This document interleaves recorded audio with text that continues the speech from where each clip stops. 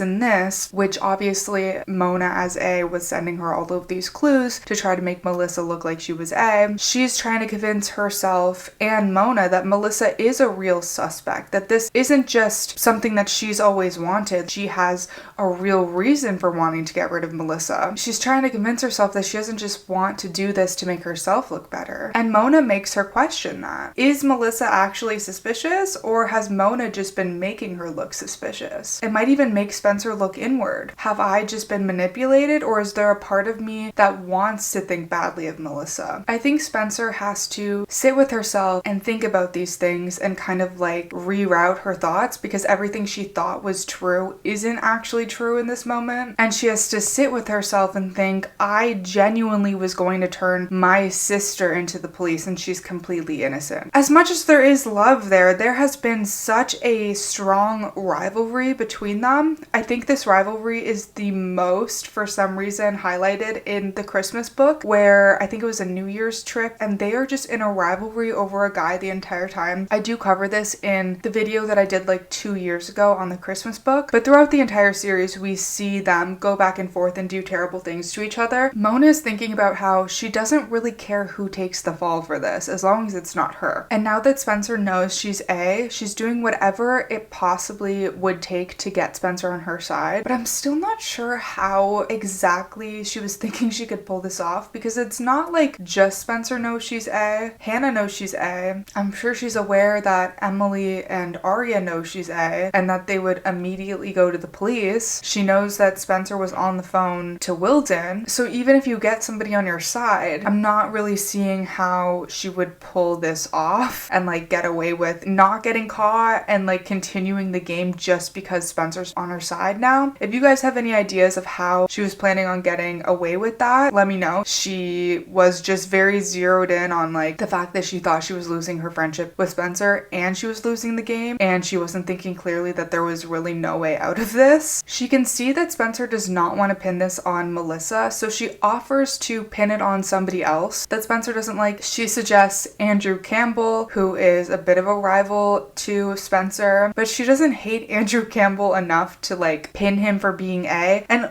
what would she get out of joining the A team anyway? Mona thinks that Spencer cares about becoming the new ally, being the most popular, being in control, but she doesn't. Spencer doesn't need any of this to feel better about herself. She already has a life. She tells Spencer that they can both be A. She says that Spencer is good at scheming, maybe even as good at scheming as Allison was, and she's prettier than Allison, she's richer than Allison, she's smarter than Allison. You can see how much thought Mona has put into this, because who cares who's prettier? Who cares who's best at scheming and who's the richest in the group? Like, it's truly bizarre thinking. She tells Spencer that she should have been the leader of the group instead of Allison. Mona is offering Spencer the opportunity to be the leader in the group. And I sort of get why Mona would assume that Spencer would care about this because of the rivalry that Spencer and Allison has had. It's more been about being in opposition to Allison, not wanting to take her shit and being bullied, rather than wanting to be in charge of the group, in my opinion. I don't remember any parts where Spencer expressed wanting to be the leader. I think she just had beef with Allison, and I guess Mona is interpreting that as them being in competition to be at the top. But this is still hitting Spencer hard. She can probably feel the similarities between the way she feels about Melissa and the way she feels about Allison, and being in constant competition with them. Maybe there is a small part of her that felt jealous for the place that Allie had in the group. Again, I don't think she did, but it's possible. Even if she did have this feeling, I don't think she would care enough about it to actually do anything about it. In Unbelievable, Spencer's immediate response to this is, "But you hurt my friends," which I do think is very telling of her character. No matter what Spencer wishes she had, she's not going to cross her friends to get there. She felt immense guilt when she thought that she hurt Allison. Like, she does have this sort of darkness in her, but even the thought of like unleashing that darkness makes her sick. She doesn't want to hurt anybody. She is extremely loyal and caring to her friends. And that is a big difference between Mona and Spencer, even though they do have their similarities. That's when Mona jumps in and starts explaining to Spencer how she's already tried to frame Spencer and Arya took the bait, because true, Arya was convinced that Spencer killed Allison. She even told Wilden that, and that's because of the clues Mona was giving Arya. But Spencer's in denial that Arya would believe that about her, and then she straight up asks Mona if she was the one that killed Allison. Mona says no, she did not kill Allison, but she knows who did, because Allison wrote about this in her diary. And again, we can kind of question Mona's perception of things, because she's stating, yeah, I know who killed Allie, like this was written in her diary, and it really wasn't. She wrote in her diary that she was going to meet with Ian and she was going to give him an ultimatum that he either had to pick her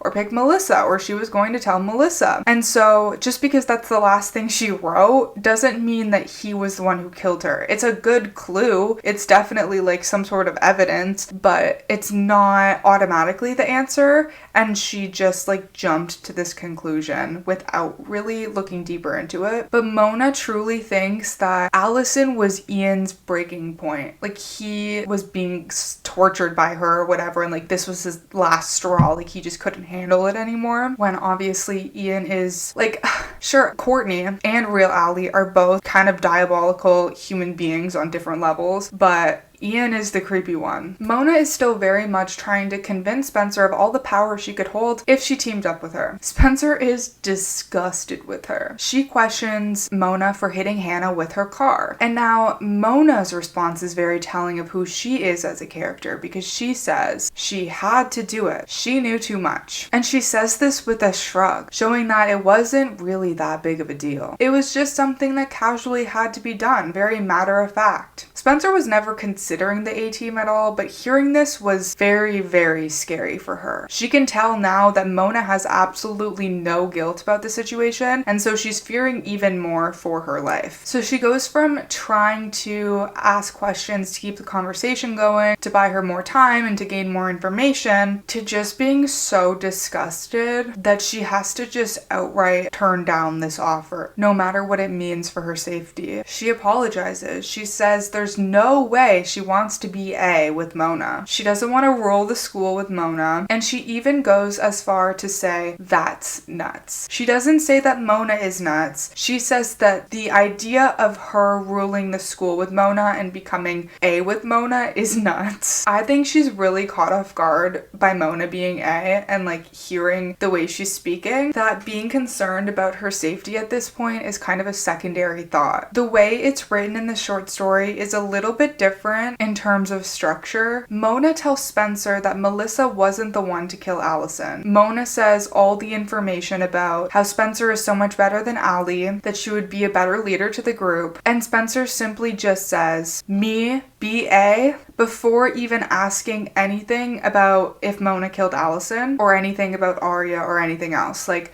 straight to the point. We have this moment where the conversation very much inches forward slowly and builds anticipation in a way that didn't happen as well in Unbelievable, because it was more focused on telling the story in as much detail as possible, because that's the first time we're hearing it. Me, B.A., Spencer asks in the short story version. Yes. Isn't that a great idea? Mona asks. With you? Spencer asks. Mona's grinning. She can see all of this happening before her very eyes. But you hurt my friends, Spencer finally says in this version. Mona explains about Arya. Spencer asks if Mona killed Allison. And Mona is annoyed that Spencer asked this question. Not because she's offended that Spencer could think such a thing of her, that Spencer could think she would kill somebody, but because she's frustrated that Spencer has veered off course. She thought they were close to forming a truce, and she just wants to cut to the chase. Like, Spencer is wasting time. Instead of just saying no, like she did in Unbelievable, in the short story, she actually says, don't be stupid. Of course not. I think Mona's anger is very much amplified in the short story, not only through learning more of her thoughts and personal information and her reasoning for doing everything, but also through her dialogue, which is very interesting. For the most part, this short story has given us a lot of insight into who Mona is as a character, what her thought patterns are like, but in a lot of ways it has made the narrative a lot scarier. You can see that Mona has a lot of feelings that normal people have, but at the same time she does these heinous things that she does not feel guilt for. And then you can see the amplification of the things that she actually says and how her tone comes off in conjunction with these extra details of her inner thoughts. In Unbelievable, we jump straight from Mona explaining that Ian killed Allison to speaking about Hanna, but in the short story we actually get more in this section. Spencer can't believe that Ian was the one to do it, but she still believes Mona right away when she says this. They even share a look of bewilderment in the midst of all of this, which is absolutely insane to me. And Mona probably would take that as them making progress. Like, okay, freaked her out a little bit, but yeah, we're sharing this look of bewilderment in which we're both caught off guard. Like, this is a scary situation that goes so much further beyond us and what's happening in this car. But Spencer's facial expression shifts back into a look of disgust. And that's when Mona tries to frame the situation in the short story as turning on Andrew Campbell instead. Spencer says, "Mona, no. There's no way I want to be A with you. That's just nuts." So in this version, there's no quote about her ruling the school with her, which I honestly think makes sense because that line does not encapsulate like her actually ruining people's lives. Mona realizes in this moment that she genuinely thought Spencer would jump at the chance to team up with her, and she's shocked that she didn't want to. And with the amount of time that she's spent stalking them, perceiving them, you would think that she would know that Spencer wouldn't be into this, but she views everything in such a different way than the way things actually are. Like, she gathers all of this information that is true, and yet the way she sees things is so much more sinister than they actually are. And she does seem like the smartest, most perceptive person until she makes such a big mistake like this. So maybe she did rely super heavily on Allison's diary and what Allie wrote in there and perceiving that as the truth of how things are. Like, if she wrote about fighting with Spencer like in a fit of anger or something and Mona took that as complete truth, her perception of what the truth is would definitely be skewed. Without Allie's diary and these secrets, would Mona have even been able to be A? Would she have been able to find out these things on her own? Such deep truths that would actually scare them. Like, maybe she would be able to find out secrets on them by stalking them, but she really did gain most of her initial control from the diary, and it gave her a foundation. Like, if she had to start from scratch, I don't think this would have been as easy for her. And it's interesting because the title of this short story is literally "It's Not Easy Being A," which implies that this is some sort of challenge to her, which means that Mona is capable of making mistakes despite how much confidence she's had in herself the entire time. And I do think this lapse in judgment and thinking Spencer would be perfect for her team was her biggest mistake. Relied solely on her feelings and her obsession with Spencer, not any real information that Spencer could be the one. I think, again, if she had any chance at this, it would have had to have been Hanna. And I don't think Hanna would have even joined, but I think she would have had more to think about. She would have had more to gain and more to lose if she said no. She would have had that emotional pull of loving Mona and being friends with her. And I think it would have been a tougher decision for Hanna to make. Mona is very specifically defensive of the word nuts, and we can see in her mind how triggered she is by Spencer's use of it. Even though Spencer didn't call her nuts specifically, she immediately goes to thinking something's wrong with me. Spencer thinks there's something wrong with me. So maybe Mona is a little bit insecure about everything she's been doing and having second thoughts about it. Clearly she wanted to feel validated from Spencer and she's not getting that feedback, but she definitely does still feel like she is loser Mona. She thinks, am I some sort of nut job to her? A freak?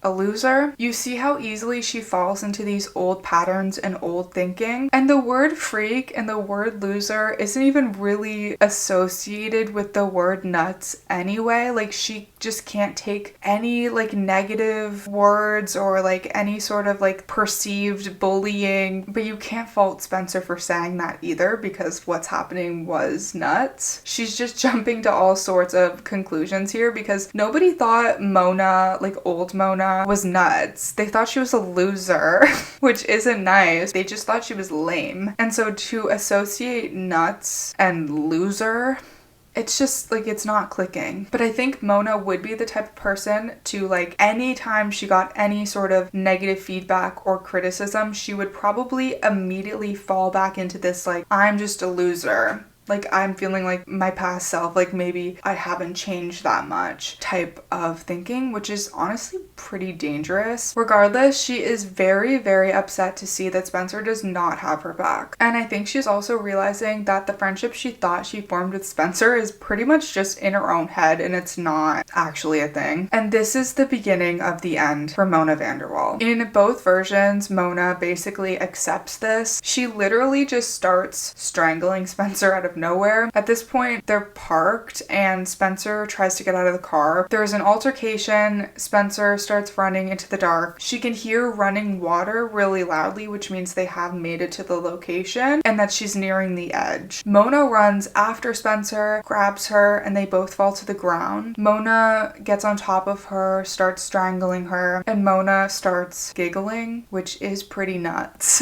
This is also one of my favorite parts though. Like, how many times have I said this is my favorite part? There were so many good parts in this short story, but her laughing just gets me. Like, it's so evil, it's so scary. In Mona's perspective, we see that when she's on top of Spencer and she's strangling her, she says that it feels so good, otherworldly even, to be strangling Spencer, because this is somebody she's always admired. She is exerting power over somebody who she has always deemed to be more powerful than her. So this is symbolically putting an end to their friendship and even putting an end to the desires of friendship that she had. And we can assume that her end goal is to end Spencer's life. Again, what was she planning on doing after that? I don't know. Like, was she just going to try to kill all of the liars? Was she going to try to kill Wilden? I don't know. Or is she just so angry that she knows that she's about to get arrested and she might as well kill Spencer, because why not? And it's kind of sickening to hear that strangling Spencer, physically hurting her and maybe even ending her life, is a reasonable punishment in Mona's mind for rejection. Because she was rejected, her rage is justified. Spencer turned down the opportunity to hurt other people, and this is justification to Mona for ending Spencer's life. It's not just Mona doubling down or feeling embarrassed from the rejection either. Mona genuinely believes that there was nothing wrong with her offer and that Spencer has betrayed her, even though they barely ever had a friendship. So it makes me wonder, like, how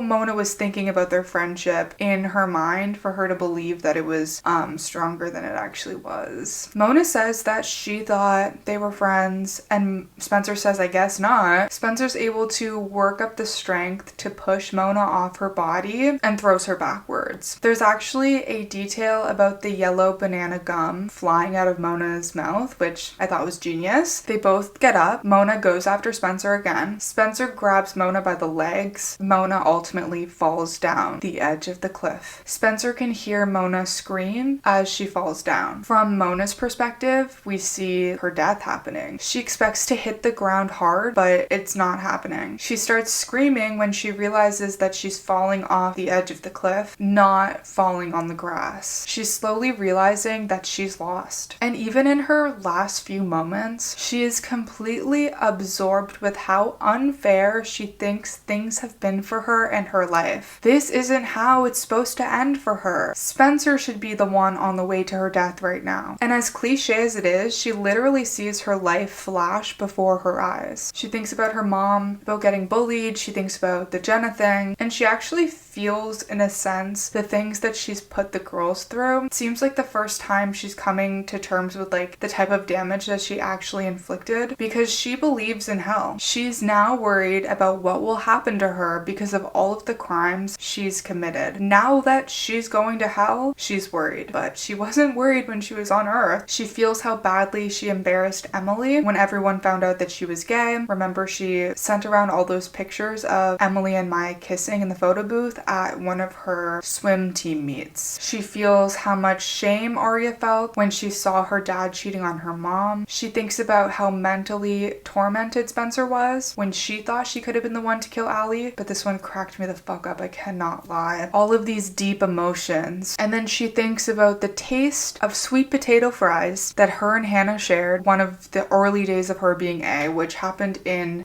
the first or second book. All of this deep emotional torment, which, like, yeah, Hannah's ED is a deep emotional torment, but, like, reducing it to the taste of sweet potato fries is so insane to me. Like, this is supposedly her closest person, right? Very on brand though. She wishes the girls had a chance to understand how she felt and why she became A. And I think that's why she wanted to share her story in detail with Spencer so bad. Like, I think she did share why she became A and how she felt. And I think that they understand that without even having to be told because they've experienced similar things. She thinks about how she became A and how she was really determined to do the job, but she states she also felt guilty about it. And this is very conflicting to all of the emotions we've actually seen her have throughout the entirety of the short story. We've seen maybe glimmers of guilt here and there, but no fully formed feelings of guilt. Again, I just want to state, like, I do think she does feel guilty, especially because of this statement at the end, but it's not something that was at the forefront of her mind. Like, she has to think very, very deeply to feel this guilt. But she says, at least at the very beginning, she did feel a lot of guilt. I don't know if this feeling dissipated over time. When she was first hanging out with Hanna, when she started being A, like, she was kind of felt weird about being A. She wished that the girls would know how many times she did think about stopping, and then she thinks about how happy she is that Allison died. And she thinks that if Ian did kill Allison, it wasn't really his fault because of how terrible of a person Allison was.